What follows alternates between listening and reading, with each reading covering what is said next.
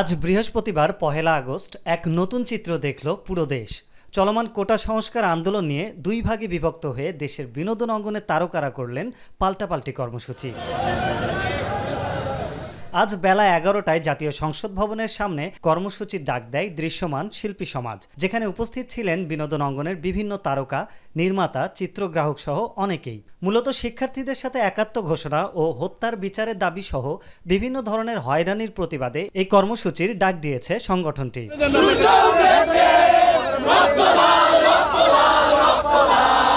এই প্রতিবাদী আন্দোলনে অংশগ্রহণ করেছিলেন অভিনেতা মোশাররফ করিম, আজমেরী হক বাঁধন, সাবিলা নূর ও সিয়াম আহমেদ সহ অনেকেই।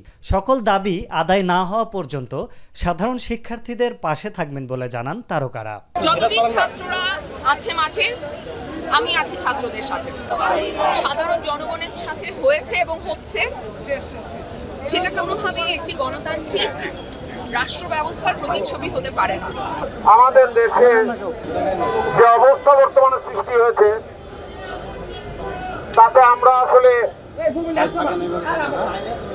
ঘরে বসে থাকার মতো অবস্থায় নাই।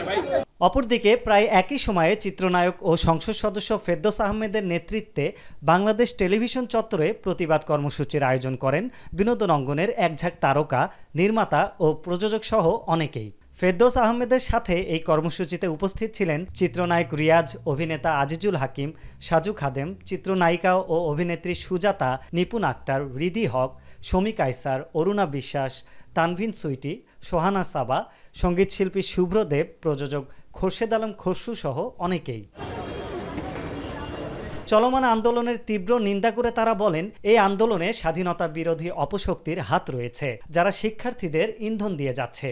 সেই অপশক্তিকে সাবধান করে আন্দোলনরত শিক্ষার্থীদের ঘরে ফিরে যাওয়ার আহ্বান জানান সেখানে উপস্থিত কলাকুশলী। আপনারা যারা রাস্তায় নেমেছেন, আপনারা একটু দেখে শুনে পথ চলুন। ভাই বোনেরা, আপনারা যারা রাস্তায় আছেন, আপনারা সবাই শিক্ষা প্রতিষ্ঠানে ফিরে যান। আমার ঘরেও দুটো সন্তান আছে, দুটো ছাত্র। আমি দেখেছি এই ছাত্ররা যে আন্দোলনে নেমেছে, যে কোটার আন্দোলনে নেমেছিল, সেই কোটার পক্ষে আমরা সকলেই ছিলাম।